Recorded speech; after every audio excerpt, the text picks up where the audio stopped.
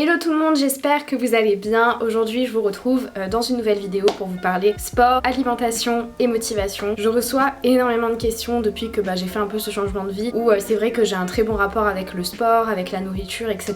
Même si, disclaimer, j'ai eu des TCA pendant très longtemps. C'est encore un combat actuel mais c'est vrai que sur plein de choses ça va beaucoup mieux et notamment sur l'équilibre entre sport, alimentation et surtout la motivation qui va avec. Donc j'espère en tout cas que cette vidéo va vous plaire. Je vais vous partager plusieurs tips qui moi m'aident tout simplement à rester constante dans mes efforts, à avoir des résultats et surtout comment je vois ces résultats. Donc j'espère que ça va vous plaire, c'est parti. Je reçois énormément de questions sur Instagram qui me demandent mais comment tu fais pour te motiver le matin, à faire du sport, à bien manger, comment tu restes motivé à cuisiner, et je réponds à chaque fois. Et si vous m'avez déjà demandé en DM, je pense que vous pouvez en témoigner, juste fais-le. Comme le slogan de grande marque de sport, Just Do It, et c'est exactement pareil. Il n'y a pas à réfléchir, si on commence à se poser 20 000 questions, c'est vraiment compliqué de s'y mettre. Je prends l'exemple le matin quand je me réveille, le seul moment où j'ai du temps pour faire du sport dans la journée c'est avant d'aller en cours, c'est-à-dire entre 5h et 6h du matin, et je me lève à cette heure-ci pour faire mon sport. Il y a des gens qui pensent que c'est psychorigide, mais moi j'en ai besoin pour que ma journée se déroule bien. Ça me permet de me dépenser, ça permet de faire une coupure, ça me permet de me dépasser. Comme tout le monde, le matin à 5h j'ai pas forcément envie de faire du sport, je me pose 10 000 questions. Est-ce que je devrais vraiment en faire? Est-ce que si je passe aujourd'hui c'est pas grave? On se cherche des excuses et on en trouve très facilement. Du coup ce que je fais c'est que je compte jusqu'à 3 et je me lève et je le fais. Il n'y a pas à réfléchir 1000 ans, et je vais en reparler plus tard dans la vidéo en parlant des plannings, mais le fait de tout prévoir en avance ça vous évite de devoir trop réfléchir à ce que vous devez faire. C'est très facile encore une fois de trouver des excuses pour ne pas,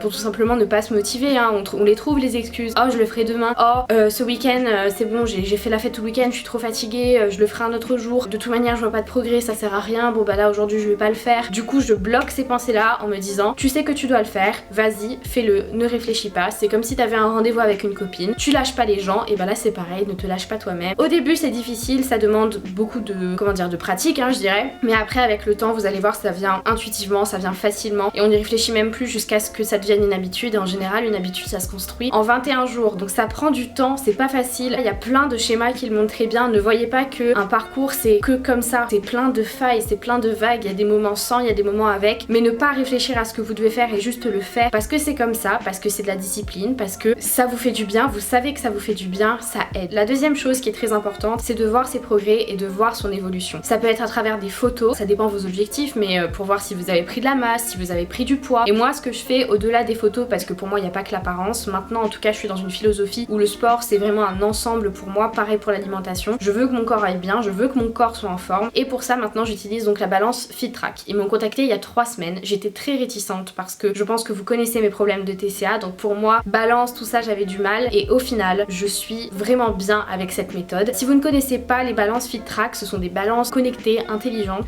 qui vont vous permettre de vous peser dans un premier temps. Mais moi sur cette balance ce n'est pas le poids que je regarde, c'est tout le reste, puisque vous avez des indicateurs pour absolument tout, pour l'hydratation, pour l'indice de masse corporelle, la masse musculaire, pour le taux de protéines, plein de choses qui vous permettent de savoir si votre corps est en bonne santé. Ça vous dit quand vous êtes dans le rouge et que vous êtes un peu dans l'excès, mais autant ça vous dit quand il faudrait que vous vous alimentiez un petit peu plus, quand il faudrait que vous fassiez un petit peu plus de ceci, un petit peu plus de cela. Je ne monte plus sur la balance en me concentrant sur un chiffre, je cherche vraiment à savoir ce que ça signifie. Et je vois des différences, il y a des jours où je vais prendre en hydratation, il y a des jours où je vais voir une grosse évolution au niveau de ma masse musculaire. Donc moi l'objectif pourquoi j'utilise c'est pour voir et pour être sûr que mon corps soit en bonne santé. J'ai tellement malmené mon corps, que ce soit en le sous-alimentant ou en le suralimentant à l'extrême, que maintenant j'ai juste envie d'être bien et d'avoir un bon rapport. Donc pour la balance c'est très simple, vous avez juste à monter dessus et ensuite vous allez avoir tous les indicateurs qui vont s'afficher sur l'application qui est sur votre téléphone, et de là vous pourrez tout consulter. Donc vous pouvez faire plusieurs profils hein, histoire d'utiliser la balance, mais pas que pour vous. Je regarde donc mon poids mais très rapidement, je m'en fiche, c'est pas la notion la plus importante. Moi ce qui m'intéresse c'est tout ce qu'il y a derrière et le pourquoi du comment. Mon IMC il est bon, donc ça c'est chouette. Le taux d'hydratation, parce que pour moi ça c'est très important, j'ai des problèmes de reins, j'en ai toujours eu, et même avec l'endométriose c'est très important pour moi de bien m'hydrater, et du coup ça c'est quelque chose que je regarde à chaque fois et qui est très important pour moi, c'est même la première donnée que je regarde. Il y a le muscle qui pour moi est très important, que ce soit le poids musculaire ou le pourcentage de muscle. Je regarde pour voir mes progrès, pour voir s'il y en a plus, pour voir si j'arrive à bien construire du muscle. J'aime bien aussi regarder tout ce qui est graisse sous-cutanée, graisse viscérale. La graisse viscérale c'est très important de le savoir aussi parce que c'est un gros indicateur de santé.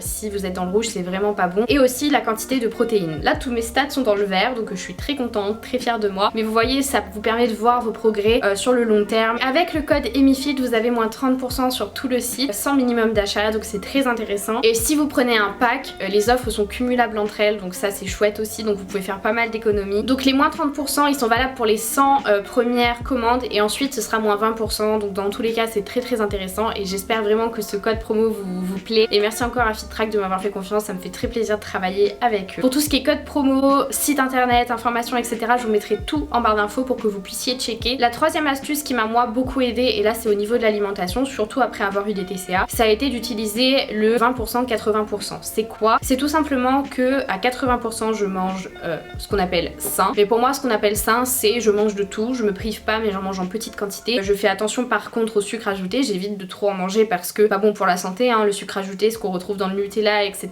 C'est pas pour vous faire culpabiliser mais c'est vrai. J'ai encore vu un reportage où des nutritionnistes en parlaient. C'est très dangereux pour la santé à très forte dose et moi c'est des trucs que je mangeais énormément avant. J'essaie de manger plus de fruits, plus de légumes, j'essaie de manger plus de plats préparés, je prends le temps de cuisiner, des épinards, de la viande j'en mange. J'essaie de pas acheter des trucs trop industriels. Après c'est sûr que ça a un coût, ça demande du temps et ça demande de l'argent. En tout cas moi j'ai bien vu la différence et je suis contente d'avoir commencé à le faire, de bien cuisiner, de bien manger. Ça va constituer les 80% de mon alimentation. Ensuite on a les 20% où là je me laisse aller complètement, je ne réfléchis pas. En général c'est le week-end. Voilà, par exemple je bois de l'alcool, je vais manger parfois du McDo, parfois du Nutella, un éclair au chocolat, plusieurs desserts dans le week-end et ça me fait une bonne balance et j'ai arrêté de réfléchir dans la mentalité où vous savez ah bah je mange hyper bien, à partir d'aujourd'hui je mangerai plus jamais ça et après à chaque fois que je craquais j'étais en mode mince du coup ça annule tous les efforts que j'ai fait jusqu'ici. Ça ne fonctionne pas comme ça, il faut juste trouver une bonne balance qui vous convient. Vous pouvez pas supprimer complètement des choses de votre alimentation parce que à la longue vous allez créer une frustration et vous allez tomber dans justement des spirales où vous avez pas forcément envie de tomber. Je mange à ma faim, j'essaie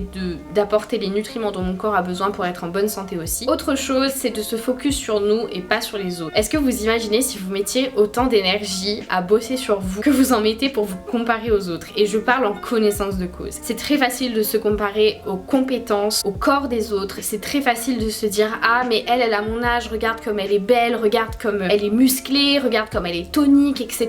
Les facteurs ne sont pas les mêmes, on n'a pas la même vie, on n'a peut-être pas le même portefeuille, on n'a peut-être pas le même contexte social. Se comparer ça ne sert à rien à part vous dégrader. Utilisez-la plutôt comme inspiration. Dites-vous ah mais elle fait ça, peut-être que si j'implantais ça dans ma routine, peut-être que ça m'aiderait. Ah mais comment elle est arrivée à ce résultat là? Ça vous sert à rien de vous comparer non-stop aux autres, ça vous détruit, ça vous bouffe de l'intérieur et jusqu'à preuve du contraire je pense que ça n'a aidé absolument personne. Mais c'est ce qui fait la beauté de chaque parcours, c'est qu'on est tous différents et ne vous dévalorisez pas parce que vous voyez que quelqu'un fait mieux que vous à vos yeux, bien entendu. C'est pas comme ça que ça fonctionne et croyez-moi, encore une fois je vais répéter cette phrase que je me répète tout le temps, mettez autant d'énergie en vous que vous en mettez pour vous comparer aux autres et je pense que vous verrez une différence. Autre chose moi qui m'a aidé, j'en ai parlé dans le premier point, qui m'aide à ne pas réfléchir quand je fais quelque chose, c'est d'avoir un planning. Depuis que j'ai un planning, ma vie est beaucoup plus simple. Je me fixe 4 jours de sport par semaine en fonction de la semaine que j'ai. Je me fixe les heures où je le fais et je le respecte. C'est comme si je prenais un rendez-vous avec une copine, avec une cousine, avec un patron où je m'en fous. C'est noté, à partir du moment où c'est noté, je le fais et je sais ce que je vais faire à ce moment-là. Ça peut être journée fesses, ça peut être journée bras, ça peut être journée HIIT, ça peut être journée cardio, ça peut être journée yoga, ça peut être journée marche, peu importe ce que c'est, planning. Et moi justement je suis les plannings de Pamela Reif chaque semaine et le fait d'avoir un planning qui est déjà tout fait, tout préparé, j'ai juste à choisir les jours où je les fais parce que des fois bon je respecte pas ces jours à elle parce que je calque avec mon emploi du temps à moi. J'ai pas à réfléchir, je me lève, le machin il est déjà préparé, j'ai pas à me dire oh mais aujourd'hui je fais quoi? Le dimanche vous prévoyez tous vos workouts de la semaine,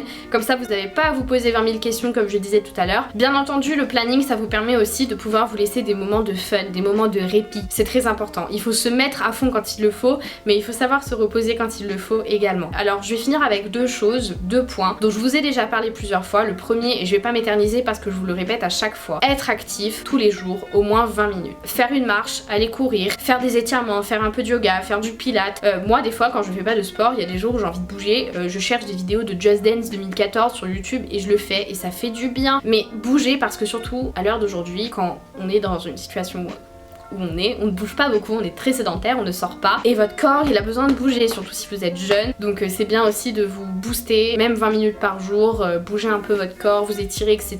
Et la dernière chose dont je voulais vous parler, c'est le fait que votre corps change et c'est normal. Et ça rejoint un peu la FitTrack parce que vous voyez un peu que tous les jours ça change, des fois en positif, des fois en négatif, mais tous les jours, parce que votre corps c'est un organisme vivant, enfin je veux dire si ça changerait pas ce serait bizarre. Du coup il y a des jours où vous serez plus gonflé, il y a des jours où vous serez moins gonflé, il y a des jours où vous ferez beaucoup de rétention d'eau, d'autres beaucoup moins. Il y a des jours où vous serez pas en forme, il y a des jours où oui. Et quand vous comprenez que dans tous les cas votre corps il va changer toute votre vie, il sera jamais pareil toute votre vie, croyez-moi vous faites un grand pas déjà.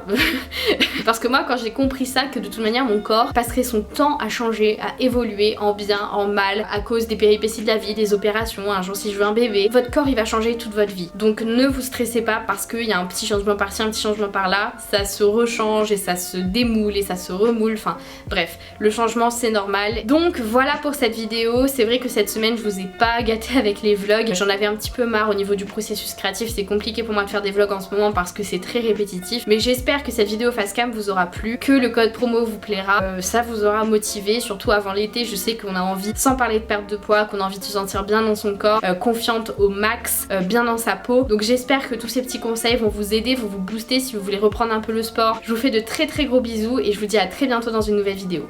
Salut!